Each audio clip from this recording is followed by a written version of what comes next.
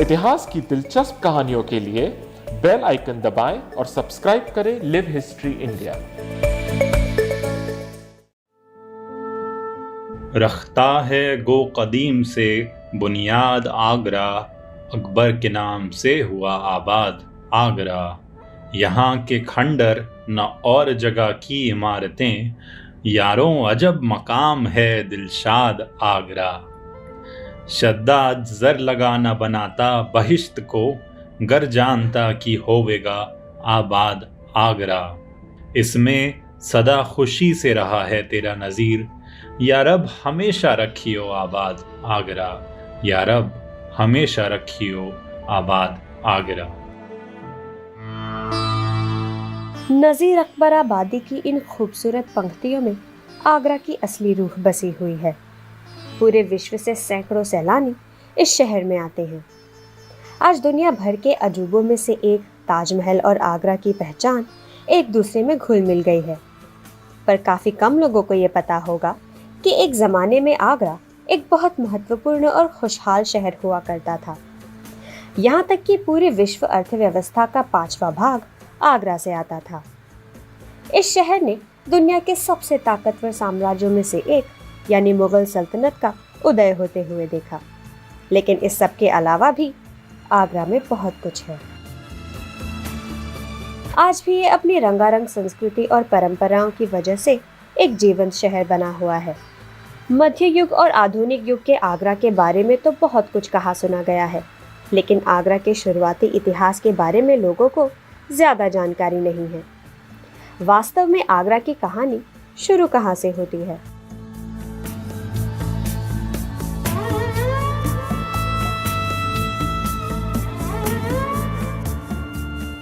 आगरा की असली कहानी जानने के लिए हमने फिल्म निर्माता और आगरा हेरिटेज वॉक के संस्थापक ताहिर अहमद से बात की।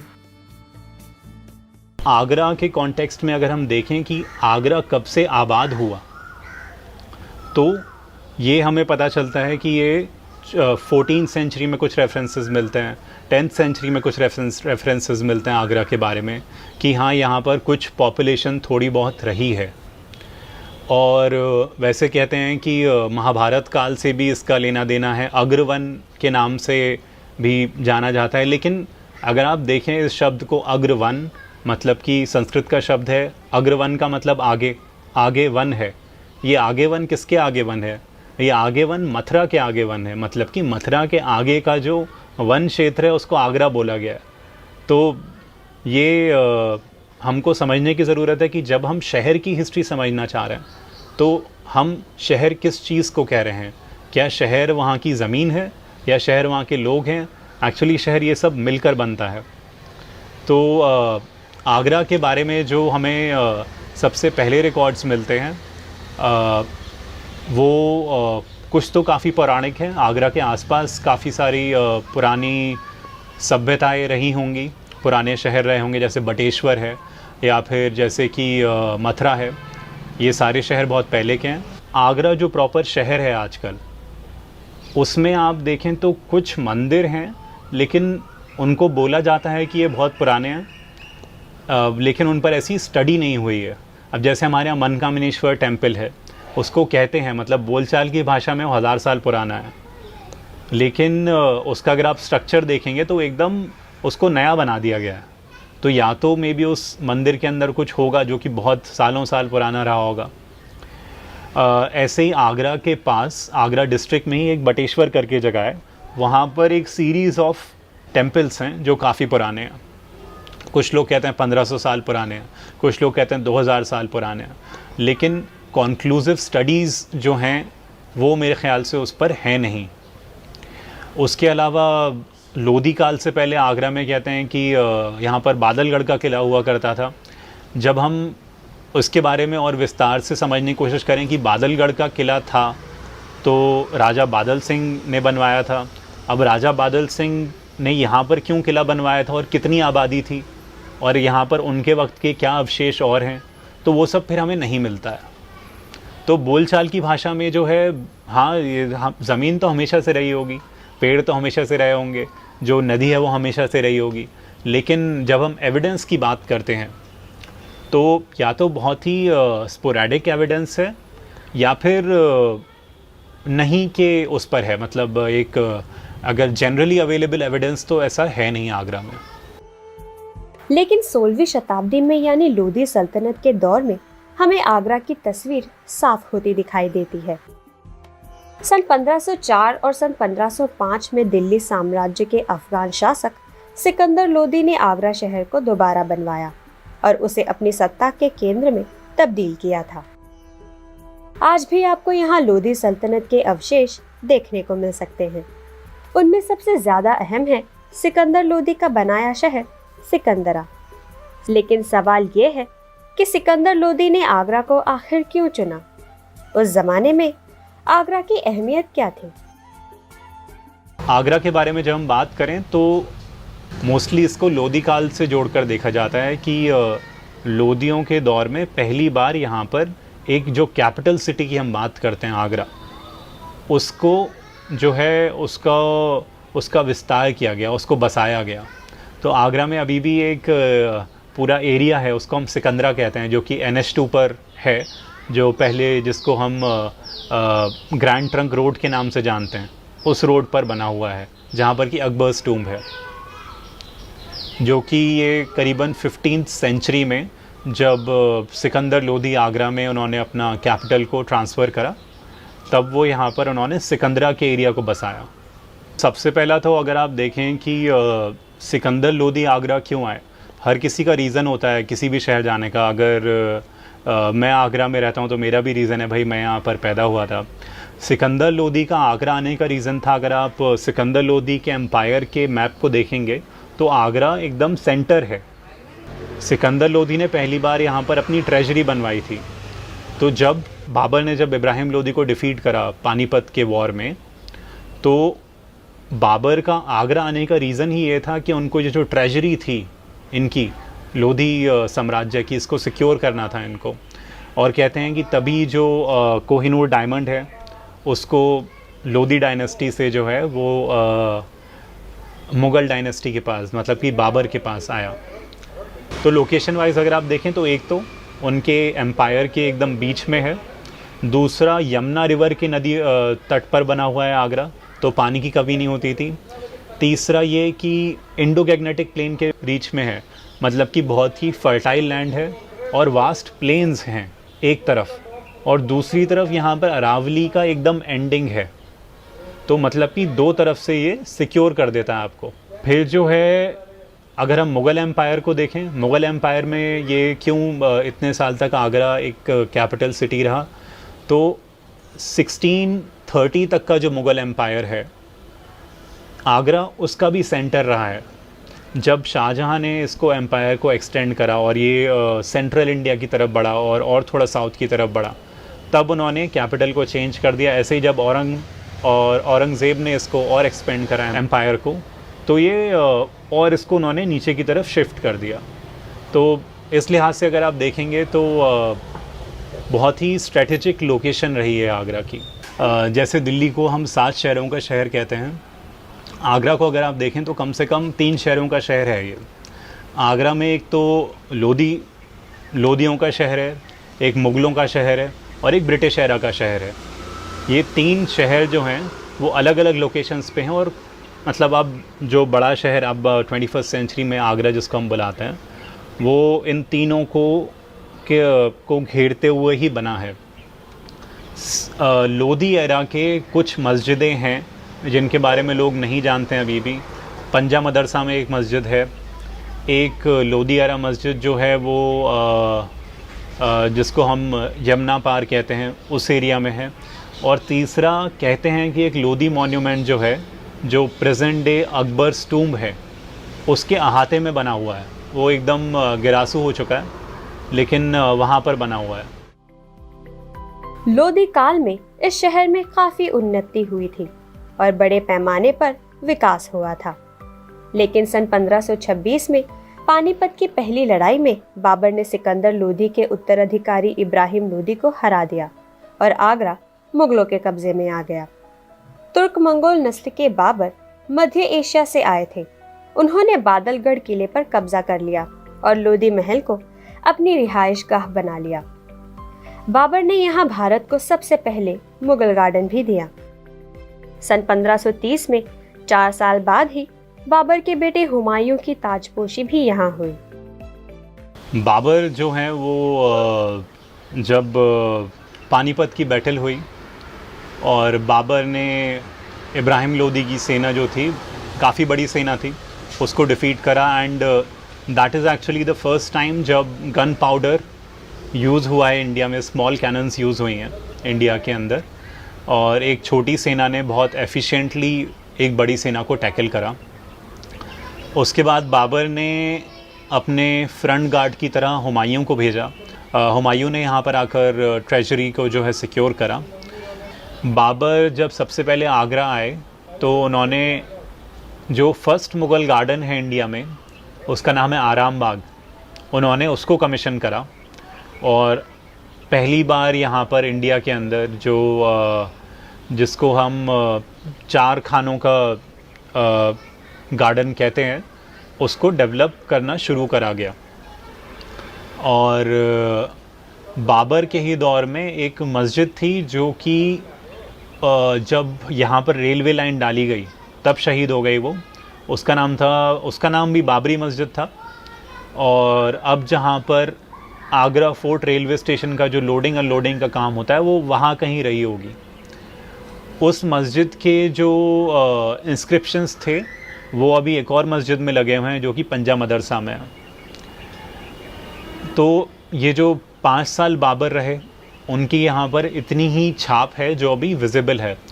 आराम बाग का अब जो है पूरा स्ट्रक्चर है वहाँ पर आराम बाग का, लेकिन अगर आप लोगों से पूछेंगे तो बता नहीं पाएंगे कि आराम बाग है किधर, क्योंकि जो कोलोकियल लैंग्वेज है उसमें आराम बाग का नाम हो गया अब राम बाग। तो राम बाग यहाँ का एक काफ़ी मेन चौराहा है, उसके पास में ही आपको आराम बाग का बाग मिलेगा। और Aram Bagh is actually the starting point जहाँ से कि मुग़ल रिवर साइड मॉन्यूमेंट शुरू होते थे, यमुना के किनारे किनारे। काफ़ी वक्त रह नहीं पाए वो यहाँ पर, क्योंकि वफ़ात कर गए थे वो, उनका इंतकाल हो गया था विदिन 5 इयर्स। और उसके बाद हुमायूं को जो है वो अपनी गद्दी बचाने के लिए यहाँ से, हम सब जानते हैं, हिंदुस्तान से जाना पड़ा। जब वो वापस आए उन्होंने रीगेन करा एम्पायर को। तो हुमायूं भी कुछ साल आगरा में रहे, लेकिन विदिन अ फ्यू इयर्स उनका भी इंतकाल हो गया था। लेकिन ये मुगल बादशाह अकबर का वक्त था जब आगरा अपने सुनहरे दौर में दाखिल हुआ। अकबर ने आगरा में सन 1565 और 1573 के बीच ये विशाल लाल किला बनवाया और उन्हीं के शासन में आर्थिक और राजनीतिक तौर पर आगरा का सर्वश्रेष्ठ समय था। पूरी दुनिया से यहाँ विद्वान, व्यापारी और सौदागर आने लगे थे, क्योंकि आगरा अपने समय के सबसे सफल शहरों में से एक बनता जा रहा था। अकबर ने एक और शानदार शहर फतेहपुर सिकरी भी बसाया, जो लाल पत्थरों से बनाया गया था। आगरा से 36 किलोमीटर दूर फतेहपुर सिकरी सन 1571 से लेकर 1586 तक मुगल हुकूमत की राजधानी रहा, लेकिन फतेहपुर सिकरी को बहुत जल्द सुनसान छोड़ दिया गया। मगर आगरा सल्तनत के दिल में बसा रहा। अकबर की सरपरस्ती में आगरा विभिन्न गतिविधियों का संगम बना रहा। पहली बार जो आगरा में एक स्टेबल, आप एम्परर कहेंगे, आप एक उसको कैपिटल सिटी का रुतबा कहेंगे, वो अकबर के दौर में आया है। अकबर के दौर में आगरा का नाम रखा गया अकबराबाद, और अकबर के दौर में ही अकबर का जो किला है, जो लाल किला है, उसको बनाया गया। लाल किले के अलावा यहाँ पर एक पूरी वॉल्ड सिटी बनाई गई, मतलब कि लाल किला तो उसके सेंटर में था, लाल किला और जामा मस्जिद, लेकिन एक पूरी वॉल बनाई गई इसके आसपास, जिसके अंदर अकबराबाद का शहर बसा। अकबराबाद के शहर के बारे में अगर हम बात करें तो 1670 के दौरान अकबराबाद की कुल आबादी थी 3 लाख लोग। 3 लाख लोग आज के लिहाज से हमें बहुत कम लगते हैं, लेकिन उस दौर में 3 लाख लोग, मतलब अगर आप पेरिस की आबादी और लंदन की आबादी को मिला देंगे तो भी 3 लाख लोगों की नहीं थी वो। तो अकबर के दौर में जो है काफ़ी स्टेबिलिटी आई शहर में। अकबर ने ही जो है फतेहपुर सीकरी बनवाया, अकबर्स टूम बनवाया। जो लाल किला है वो एक मॉन्यूमेंट नहीं है, Lal Qila it's actually a city. तो उस सिटी के अंदर उन्होंने कई सारे मॉन्यूमेंट्स बनाए, जो बाद में कई सारे शाहजहाँ ने रेनोवेट करा दिए, कुछ तोड़ दिए गए क्योंकि लिमिटेड स्पेस होती है। एक पूरा अकबराबादी ट्रेडिशन के शायर हैं यहाँ पर आज भी। अगर आप देखेंगे जिगर अकबराबादी, करार अकबराबादी, ये लोग ज़िंदा हैं। ये वो हैं नज़ीर अकबराबादी जो कि he is one of the pillars of Urdu language, वो भी मतलब अकबराबादी ट्रेडिशन के शायर हैं। फिर आगरा को एक सिटी ऑफ कॉन्फ्लुएंस, मतलब कि हम आज भी यहाँ पर एक फेस्टिवल करते हैं कि हमारी मिली जुली सभ्यता है, क्योंकि अकबर के वक्त पे कई अलग अलग जगहों के लोग जो है वो आगरा में आकर बसे, लोगों का एक दूसरे से इंटरेक्शन हुआ और बहुत ही एक खूबसूरती से लोगों ने एक दूसरे को एक्सेप्ट करा और एक दूसरे के लिए जगह बनाई। फिर अगर आप देखेंगे तो अकबर के एंडिंग पीरियड पे आगरा जो उनके मुग़ल शासन की इकॉनमी थी, आगरा से जो कि चलती थी, वो 1/5 ऑफ द वर्ल्ड्स इकॉनमी थी। मतलब कि जो दुनिया की जितनी भी दौलत थी उसकी 1/5 रिचेज़ आगरा में थी, अगर आप उसको ऐसे देखना चाहें। और 23% जो वर्ल्ड का जीडीपी था वो मुग़ल एम्पायर से उस वक्त चल रहा था। तो काफ़ी सारी चीज़ें जो हैं वो अकबर के दौरान ही डेवलप हुई या फिर उनकी नींव रखी गई इस तरीके से कि वो एक लंबे वक्त तक स्टेबल रहें। आगरा ने मुग़ल हुकूमत के उरूज और उसे तरक्की करते हुए देखा। मुग़लों की तरक्की का अंदाज़ा यहाँ बनवाई गई शानदार इमारतों से लगाया जा सकता है। बाबर, हुमायूं और अकबर की तरह जहांगीर और शाहजहां ने भी इस शहर पर अपनी विशेष छाप छोड़ी। जहांगीर के दौर में यहाँ कला और वास्तुकला बहुत फली फूली। जहांगीर के एम्पायर को देखते हैं तो जहांगीर ने भी कई सारे इक्वली इम्पॉर्टेंट कंट्रीब्यूशंस करे हैं आगरा में। जहांगीर को अब एक लिहाज से बोलते हैं कि जहांगीर जो है वो राज्य नहीं चलाते थे, वो उनकी जो बेगम थी वो चलाती थी। मैं ऐसा नहीं मानता हूँ। मुझे लगता है कि ये जो दोनों थे नूर जहाँ और जहांगीर, ये काफ़ी अच्छा एक पार्टनरशिप के साथ, एक अच्छा कंसल्ट करते हुए एक दूसरे के साथ ये रूल करते थे। मैं जहांगीर ने नहीं बोलूँगा, लेकिन जो जहांगीर पीरियड की बात करते हैं हम, उसमें कई सारे इम्पॉर्टेंट आर्किटेक्चरल जो एडिशंस हैं वो हुए हैं शहर में। उनमें से एक जो मेन है वो है एतमातुद्दौला।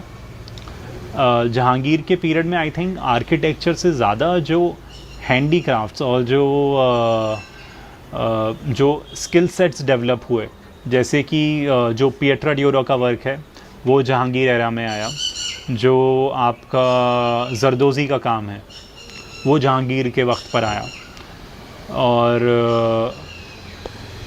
अकबर के वक्त पर अगर आप देखें तो सारे मॉन्यूमेंट्स मोस्टली वो एक रेड सैंडस्टोन से बने होते थे। लेकिन आई थिंक थ्रू टाइम जो मुग़ल एम्पायर था वो इतना रिसोर्सेज कलेक्ट कर पाया, इतना स्ट्रॉन्ग हो पाया कि जब जहांगीर ने ये एम्पायर को अडॉप्ट करा तो वो मार्बल और रेड सैंडस्टोन दोनों का मिक्सचर से बिल्डिंग्स को डिज़ाइन करने लगे या बिल्डिंग्स को बनाने लगे। सिमिलरली अगर आप देखेंगे तो जहांगीर से जब हम शाहजहाँ की तरफ बढ़ते हैं तो फिर एक्सक्लूसिवली मार्बल की बिल्डिंग्स बन रही हैं। तो ये एक काफ़ी इंटरेस्टिंग सा डेवलपमेंट है जो आपको आगरा में बहुत ही क्लियरली दिखेगा।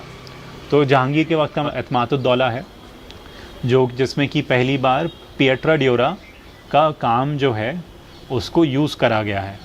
और इंटरेस्टिंगली ये मॉन्यूमेंट जो है एक्चुअली नूर जहाँ ने कमीशन करा था अपने फादर के लिए, जो जिनको कि एतमातुद्दौला का टाइटल मिला हुआ था। 100 साल से ज़्यादा तक आगरा मुग़लों की शाही राजधानी रहा।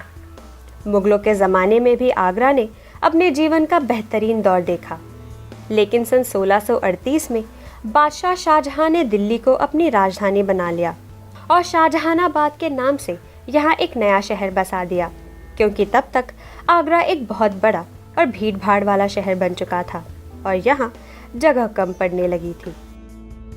जहांगीर से जब हम आगे बढ़ते हैं तो शाहजहाँ जो थे उन्होंने जो है आई थिंक अराउंड 1638 में उन्होंने कैपिटल को शिफ्ट कर लिया आगरा से दिल्ली। उसका रीज़न सबसे बड़ा ये था कि आगरा शहर लिमिटेड हो गया था, उसकी पॉपुलेशन इतनी ज़्यादा बढ़ गई थी कि अगर आपको ग्रैंड प्रोसेशंस निकालने हैं, आपको कुछ बिल्डिंग्स कमीशन करनी है तो आप वो एक ग्रैंड लेवल पर नहीं कर पाते। तो one of the main reasons was this कि शाहजहाँ ने सोचा कि मैं जो हूँ दिल्ली में जाकर एक नया कैपिटल बनाता हूँ जो और भव्य होगा और बड़ा होगा। तो अगर आप देखें तो दिल्ली का जो नक्शा है, जिस तरह से दिल्ली को बनाया गया है, वो काफ़ी सारा आगरा से इंस्पायर होकर ही बनाया है। शाहजहाँ की जब हम बात करते हैं तो भाई सबसे पहले तो ताजमहल है जो उन्होंने एक बहुत ही बड़ा मॉन्यूमेंट बनाया जिसकी वजह से अब आगरा की पहचान होती है। लेकिन कई सारे मॉन्यूमेंट्स जो है शाहजहाँ ने वो आगरा में रेड फोर्ट के अंदर भी बनाए, जिसमें से एक काफ़ी खूबसूरत मॉन्यूमेंट जो है वो है आपका मोती मस्जिद, जो कि फुली मार्बल से बनी हुई एक मस्जिद है जो कि आगरा के फोर्ट के अंदर है। और उसके अलावा अगर हम देखें तो एक सीरीज़ ऑफ मॉन्यूमेंट्स हुआ करते थे जो कि नदी के किनारे बसे हुए थे। कम से कम आई थिंक 29 मॉन्यूमेंट्स थे जो आगरा में रिवर साइड मॉन्यूमेंट्स थे, जैसे कि अतमातुद्दौला है, जैसा कि ताजमहल है, वैसे 29 मॉन्यूमेंट्स थे। आज के दौर में सिर्फ 5 से 6 मॉन्यूमेंट्स बचे हैं वैसे। तो ये भी सारे जो है शाहजहाँ और जहांगीर के दौर में ही इनको विकसित कराया गया, इनको बनाया गया। तो अगर आप मिडीवल एरा में देखेंगे तो जहाँ भी स्टेबिलिटी होती है लोग वहीं की ओर आकर्षित हो जाते हैं, वहीं की ओर अट्रैक्ट हो जाते हैं। तो आगरा एक ऐसा शहर था जहाँ पर कि दूर दूर से लोग आकर बसना चाहते थे, जहाँ दूर दूर से नोबल्स आकर, जो वर्कर्स आकर, पोइट्स आके, जो भी एक्सपर्ट थे अपनी अपनी स्किल्स में, वो लोग आकर आगरा में ज़रूर बसना चाहते थे। और एक जो बहुत ही इम्पॉर्टेंट चीज़ होती है जो शहर को ग्रो करने में मदद करती है वो है ट्रेड। अब आगरा के बारे में अगर हम देखें तो आगरा के थ्रू जो है वो बहुत पुराना जो उत्तरापथ जिसको हम कहते हैं, जो अशोकन एम्पायर से भी पहले से है, उत्तरापथ आगरा से होकर गुज़रता है। फिर जो है जो मुग़ल के वक्त पे इसको बादशाही सड़क बुलाते थे, अब जो है इसको जीटी रोड बुलाते हैं। तो ये एक मेन ट्रेड रूट हुआ करता था। इनफैक्ट जो हमारे सिटी के जो पोएट हैं, जो 3 पिलर्स हैं उर्दू के, नज़ीर अकबराबादी, मीर तकी मीर और मिर्ज़ा गालिब, और तीनों का जो है रिलेशनशिप वो आगरा से ज़रूर है। मिर्ज़ा गालिब जो है वो आगरा में पैदा हुए थे, ये बहुत कम लोग जानते हैं। सबको लगता है कि मिर्ज़ा गालिब तो दिल्ली के हैं, मिर्ज़ा गालिब दिल्ली के हैं, 14 साल की उम्र में दिल्ली गए। मीर तकी मीर का यहाँ पर कई सालों तक यहाँ पर वो कायम रहे, उसके बाद उनका लखनऊ जाना हुआ। नज़ीर अकबराबादी जो हैं, नज़ीर अकबराबादी शुरू से आखिर तक आगरा में ही रहे, वो अकबराबादी ट्रेडिशन के पोएट हैं। उन्होंने आगरा को बहुत अच्छे से डॉक्यूमेंट करा है। तो वो 17वीं सेंचुरी के आगरा के बारे में बोलते हैं कि अब तो ज़रा सा गांव है, बेटी न दे से लगता था वरना चीन का दामाद आगरा। मतलब कि जो चीन है, पूरी कंट्री है, उसका दामाद लगता था आगरा। क्यों कहते हैं ऐसा? क्योंकि जो चीन का पूरा कारोबार था वो यहाँ की मंडियों से कंट्रोल होता था। हमारे यहाँ रावतपाड़ा है और लोहा मंडी है और आपके हींग की मंडी है और कई सारे गंज हैं, उनमें से एक ताजगंज भी है। ताजगंज जो है ताजमहल के आसपास की मंडी, उसको जो है आप उस समय का जो है आप इंटरनेशनल मार्केट जैसा समझें उसको, क्योंकि वहाँ पर बहुत ही ऑर्गेनाइज तरीके से सेक्टर वाइज जो है मंडी लगा करती थी, जो कि ताज के जो मैप है उसी का एक्सटेंशन है। तो ये एक तरह से अगर आप देखें तो जो है आगरा एक तरह से मेगा सिटी के रूप में उभर रहा था।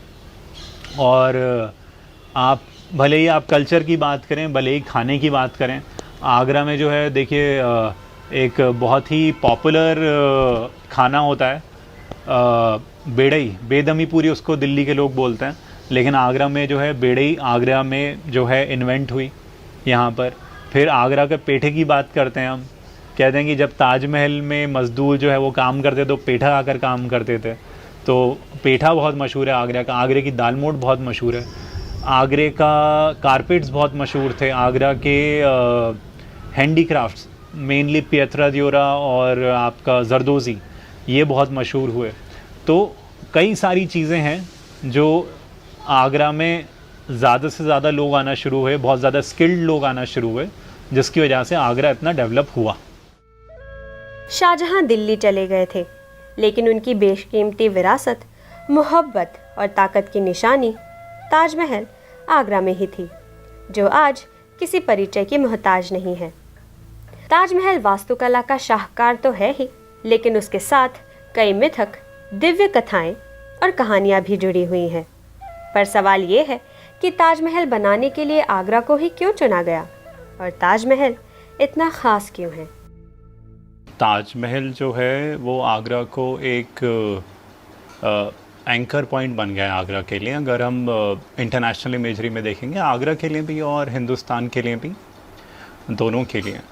तो कई बार लोग आते हैं आगरा और वो ताजमहल घूमने जाते हैं, बहुत ख़ूबसूरत मॉन्यूमेंट है। लेकिन ये सवाल पूछना बहुत ज़रूरी है कि ताजमहल आगरा में ही क्यों बना है? वो कहीं और भी बन सकता था भाई। मुग़लों की सल्तनत थी उधर कश्मीर से लेके नीचे दक्कन तक, और काफ़ी मतलब बड़ा एरिया था उन पे, वो ताजमहल तो कहीं भी बनवा सकते थे। तो ये जब हम इसको देखते हैं तो उस वक्त के कॉन्टेक्स्ट में जब ताजमहल बन रहा था और उसके डिसीजंस लिए जा रहे थे, उस वक्त के कॉन्टेक्स्ट में जब हम देखते हैं तो हमें समझ आता है कि आगरा जो है वो मुग़लों की सबसे स्टेबल राजधानी रही। मतलब कि कभी भी ऐसा नहीं हुआ कि आगरे के ऊपर डर लगा हो कि हाँ यहाँ पर किसी का हमला हो जाएगा, या फिर इसके फोर्टिफिकेशंस बहुत मज़बूत थे, बहुत ही अच्छी स्ट्रेटेजिक लोकेशंस थी।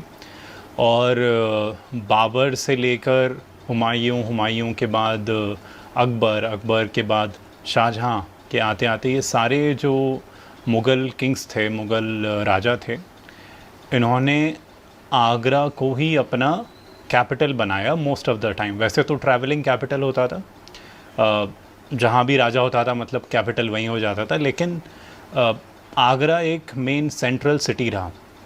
इससे क्या हुआ कि भाई जितना पावर एक्यूमुलेट हुआ यहाँ पर, जितने वक्त तक ये लोग रहे, तो उसी तरह के लोग आना शुरू हो गए। ओवर द इयर्स आगरा एक ऐसी जगह बन गई जहाँ पे कि रिसोर्सेज थी, जहाँ पे कि मैन पावर थी, जो कि इकोनॉमिकली साउंड था। तो इस वजह से जो है आगरा को ताजमहल के लिए भी आगरा को ही चुना गया। जब ताजमहल का जो मेन स्ट्रक्चर था वो 12 साल के अंदर कंप्लीट हो गया था, और उसकी खूबसूरती है कि एम्बेलिशमेंट उसमें 6 साल चला। मतलब कि मेन स्ट्रक्चर तो बन गया 12 साल में, 6 साल जो है उसको तराशा गया। तो ये कहते हैं कि जब ताजमहल बन रहा था तो उसके इर्द गिर्द जो मेन मौज़ोलियम है उसके इर्द गिर्द एक फ़साड बनाया गया। जो फ़साड जो है ये बैम्बू से नहीं बनाया गया था, सॉलिड ईंटों से बनाया गया था। वो एक दीवार तरह की पूरी ढक दी गई थी उसको। तो ये दीवार इतनी ऊंची थी कि लोगों ने एस्टिमेट लगाया कि भाई इसको तो हटाते हटाते ही 2 साल लग जाएगा। तो कहते हैं कि भाई, और ये जो किंग्स होते हैं उनके बारे में ये इस तरह की कहानियाँ बहुत होती हैं। कहते हैं कि शाहजहां ने बोला कि भाई जो भी आसपास के लोग इस दीवार की ईंट को हटाएंगे वो इसको रख सकते हैं। अब उस ज़माने में जो है ऐसा तो है नहीं आज की तरह कि हर घर कंक्रीट का है। उस ज़माने में तो ज़्यादातर घर जो है वो घास फूस के होते थे। तो कहते हैं कि रातों रात ही गांव वाले, शहर वाले सब लोग आए और वो जो दीवार है वो रातों रात ही डिस्मेंटल हो गई। तो इस तरह की कई किस्से कहानियाँ हैं। फिर एक कहानी और है, जो ताजमहल हैं उसके चारों कोनों पर 4 दरगाहें हैं। तो कहते हैं कि जब ताजमहल बन रहा था तो उसकी दीवार नहीं खड़ी हो पा रही थी, तो बुखारी शरीफ से ये जो 4 हज़रत थे इनको बुलाया गया और इन्होंने बोला कि भाई यहाँ तो जिनों का सिलसिला है। तो ये इन लोगों ने जो भी है दुआ करी या जो भी मंत्र पढ़ा और इन्होंने उसको जिनों को कैद कर दिया। तो ये जो दरगाहें हैं ये ताजमहल के चारों कोनों पर हैं। तो इस तरह की जो कहानियाँ, अब ये हिस्टोरिकल तो नहीं है बट एक तरह से ये जो आगरा के कल्चर में चलती आ रही हैं, ये उस तरह की कहानियाँ हैं। ताजमहल को और नज़रिए से भी देखने की बहुत ज़रूरत है। ताजमहल को एक नज़रिया उसका ये है कि आप उसको एक सिंबल ऑफ पावर के तरीके से भी देख सकते हैं, क्योंकि ताजमहल जैसी इमारत जो है कभी बनी नहीं है आज तक। आप दुनिया भर में देख लें, जो उसका परफेक्शन है, जो उसकी सिंपलिसिटी है, उस जैसी इमारत आपको देखने को नहीं मिलेगी। इसको हम पिनेकल ऑफ मुग़ल आर्किटेक्चर भी कहते हैं। कई जगह पर उस पर विजुअल इल्यूजन्स हैं। ताजमहल में अगर आप जाकर देखेंगे, एक तो जब आप उसकी एंट्री लेते हैं वहीं पर एक जब आप हौले हौले करके पास आते हैं ताजमहल के, तो आपको वो बड़े से छोटा दिखने लगता है। तो ये सारी टेक्निक्स बड़ी इंटरेस्टिंग यूज़ करी गई हैं। फिर तीसरा जो है वो ये कि भाई जो कैलीग्राफी करी गई है वो एक टेढ़ी लाइन में करी गई है। उसको कैलकुलेट करके कि कितना इसका जो है फ़ॉन्ट साइज़ छोटा होता जाएगा with the increase in distance. तो उस तरह से उसको एरर को, बैरल डिस्टॉर्शन को करेक्ट करने के लिए कई सारी चीज़ें हैं। जैसे कि लाइनें जो हैं उसमें क्या कहते हैं, उसके जो फ़ॉन्ट साइज़ है जिससे कैलीग्राफी हो रखी है वो नीचे छोटा है, ऊपर उसको बढ़ाते गए हैं ताकि आपको सेम फ़ॉन्ट में दिखे। तो अभी भी अगर आप खड़े होकर देखेंगे तो ऊपर की चीज़ और नीचे की चीज़ आपको लगेगा अरे सेम फ़ॉन्ट से लिखी हुई है, लेकिन ऐसा नहीं है, क्योंकि जो चीज़ हमारे नज़दीक होती है हमको बड़ी दिखती है, वो जैसे जैसे दूर जा रहा है एक्चुअली उसका फ़ॉन्ट साइज़ बढ़ाया गया है। तो मैं कई बार जब ताजमहल जाता हूँ, हम लोगों का एक हेरिटेज वॉक हम ताजमहल में भी करते हैं, एक 3 से 5 घंटे का, जिसमें बताते हैं। तो कई बार लोग कहते हैं कि अरे उस ज़माने में बताओ बना लिया बिना किसी औजार के, बिना किसी साइंस के। तो ये हम लोगों की, मुझे लगता है एक संकीर्ण मानसिकता है ये सोचना कि उस ज़माने में साइंस नहीं थी और उनके पास टूल्स नहीं थे, क्योंकि हम इसका एक जीता जागता एग्ज़ाम्पल देख रहे हैं सामने कि उन्होंने साइंस और अपने टूल्स अप्लाई कर कर ही ये सब करा है। फिर ताजमहल के अगर हम लेआउट के बारे में बात करें तो गार्डन है उसमें, जो गार्डन ऑफ पैराडाइज स्कीम है उसको तो यूज़ करा ही हुआ है, और क्रिस क्रॉस उसमें नदियाँ बह रही हैं 4। इस्लामिक बिलीफ का एक पार्ट है कि जब आप जन्नत में जाएंगे तो आपको 4 नदियाँ मिलेंगी वहाँ पर, शहद की, पानी की, वाइन की और दूध की। तो उसको सिंबलाइज़ करती है वो। लेकिन ताजमहल में जो है इसके लेआउट के अंदर, एंड आई थिंक ये उस लिहाज से पहला मॉन्यूमेंट है ऐसा मेरी नॉलेज में, उसके लेआउट में एक नदी भी बह रही है। मतलब कि ताजमहल जहाँ बना हुआ है वहीं पर ख़त्म नहीं होता है, जिसको हम मूनलिट गार्डन कहते हैं, मेहताब बाग जिसको हम कहते हैं, जहाँ कहते हैं कि काला ताजमहल बनना था, वो भी उसके लेआउट का पार्ट है, और इसके बीच में से एक नदी भी बह रही है। तो ये सारी चीज़ें जब हम देखते हैं कि मतलब जिस तरह से प्लानिंग करी गई है, जिस तरह से इसके बारे में सोचा गया है, तो आई थिंक ये सब काफ़ी स्पेशल और इंटरेस्टिंग बनाता है ताजमहल को। लेकिन 18वीं सदी में मुग़ल साम्राज्य के पतन के साथ ही आगरा की शान और शौकत का ज़माना भी चला गया। मुग़लों की हुकूमत के प्रतीक ताजमहल और आगरा दोनों को लुटेरों की सेनाओं के हमले झेलने पड़े। 18वीं शताब्दी में सबसे पहले भरतपुर के जाट शासक ने ताजमहल और आगरा दोनों को लूटा, और उसके बाद ये शहर सिंधिया शासकों और अंग्रेज़ों के हाथों बर्बाद हुआ। यहाँ तक कि अंग्रेज़ तो ताजमहल को बेचना भी चाहते थे। ये जो है 1638 में हुआ, 1638 में, कि जब शाहजहाँ ने जो है शाहजहानाबाद एक नई सिटी डेवलप करवाई। उन्होंने कहा कि अब हम इसमें जाके रिहाइश करेंगे, पर इसका मतलब ये नहीं कि आगरा में उनका आना जाना ही बंद हो गया। तो इससे लेकिन फ़र्क क्या हुआ आगरा के ऊपर, ऐसा कुछ फ़र्क शॉर्ट टर्म में नहीं था कि शॉर्ट टर्म में कुछ ज़्यादा हो गया हो। Agra was still a very very trade centric city. Agra का ट्रेड इम्पोर्टेंस तब भी उतना ही था। आगरा में जो है नई इमारतें तब भी तामीर हो रही थी। आगरा में पॉपुलेशन पे भी ऐसा कोई इम्पैक्ट नहीं देखेंगे आप। इनफैक्ट ये एक रीज़न था आगरा से कैपिटल शिफ्ट करने का कि जो मुग़लिया सल्तनत ने जो जिस तरह से वो ग्रो हुई थी, जिस तरह से लोग आए इन शहरों में बसे, अब इन शहरों की कैपेसिटी फुल हो गई थी। मतलब कि आगरा में आप प्रोसेशंस भी नहीं निकाल सकते थे, ये शहर इतना पैक हो गया था।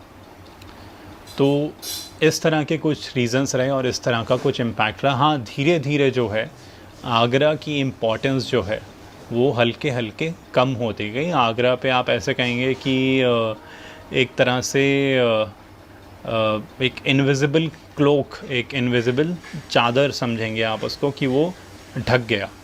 अभी भी कई इमारतें हैं, आप आगरा में आकर अगर देखेंगे पुराने जगहों पे कई इमारतें, कई स्ट्रक्चर्स ऐसे हैं जो उस वक्त से आज तक शायद ही ज़्यादा डेवलप हुए हों, रिपेयर हुए होंगे, बट मेजर शहर का लेआउट वैसा ही है। जब मुग़ल जो सल्तनत थी, मुग़ल पीरियड ख़त्म हुआ है, तो उसके बाद जब भी बेसिकली कोई एक सिस्टम फॉल अपार्ट करता है तो कई सारे फोर्सेस होती हैं जो गैप्स रह गए, जो वैक्यूम रह गए, उसको फिल करने की कोशिश करती हैं। अब जिस वक्त मुग़ल्स का डिक्लाइन हुआ, इनफैक्ट बहादुर शाह ज़फ़र से भी पहले से कई आक्रमणकारी थे, कई जो थे आप कह सकते हैं कि वॉरियर किंगडम्स कह सकते हैं उनको, इन्वेडर्स भी कह सकते हैं आप, जिस तरह से कहना चाहें, कि उन्होंने जो है आगरा के साथ जो आगरा को लूटने का प्रयत्न करा, जो भी यहाँ पर वेल्थ थी उसको लूटने का प्रयत्न करा। अगर मैं बोलूँ कि इसको और संजोने का प्रयत्न करा तो ये गलत होगा, क्योंकि ऐसा कोई मॉन्यूमेंट मेरे सोच में है नहीं जो सिंधिया ने बनवाया हो यहाँ पर, या मराठा ने बनाया हो, या फिर जाटों ने बनाया हो। और कई सारी कहानियाँ हैं कि किस तरह से जाटों ने, भरतपुर के जो जाट थे, उन्होंने जो है अकबर्स टूम में आग लगा दी ताकि जो पूरा सोना है वो पिघल के जो है इकट्ठा हो जाए।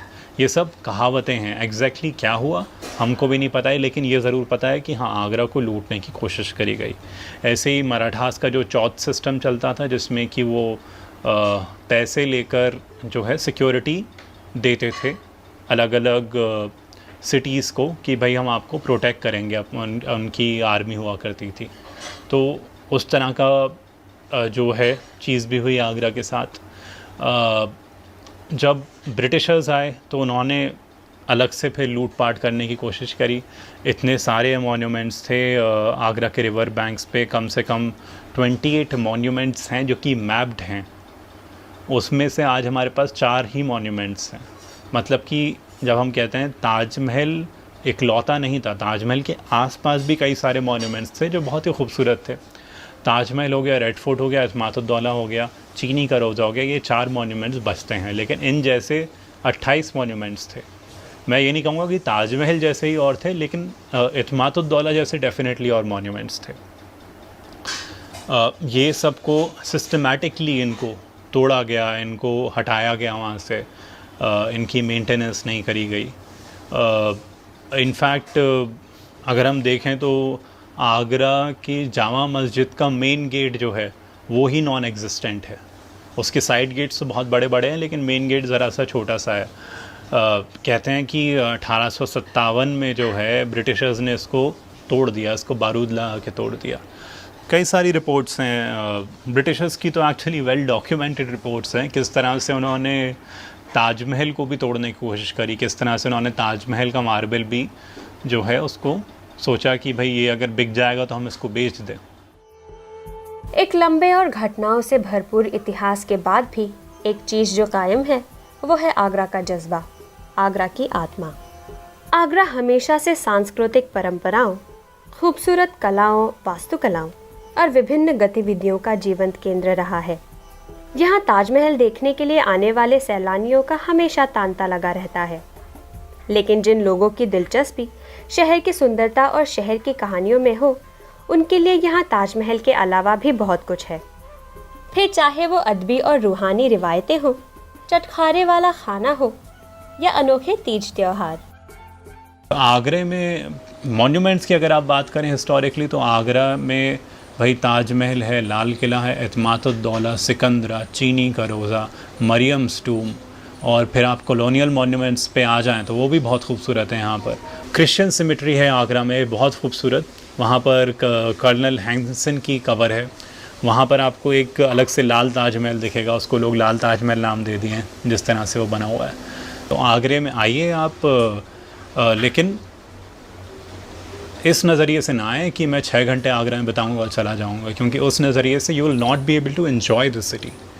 यू कम, आप आइए एक ऐसे पर्सपेक्टिव के साथ कि मैं यहाँ पर 3 से 5 दिन गुजारूंगा, और फिर आप देखिए कि आगरे में जो है वो बहुत दमदार शहर है ये।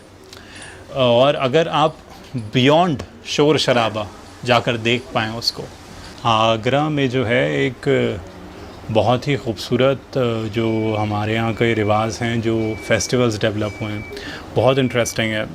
मतलब कि ऐसे फेस्टिवल्स जो कि नेशनल भी नहीं है, लेकिन उनको हर जगह के लोग साथ में आकर बनाते हैं।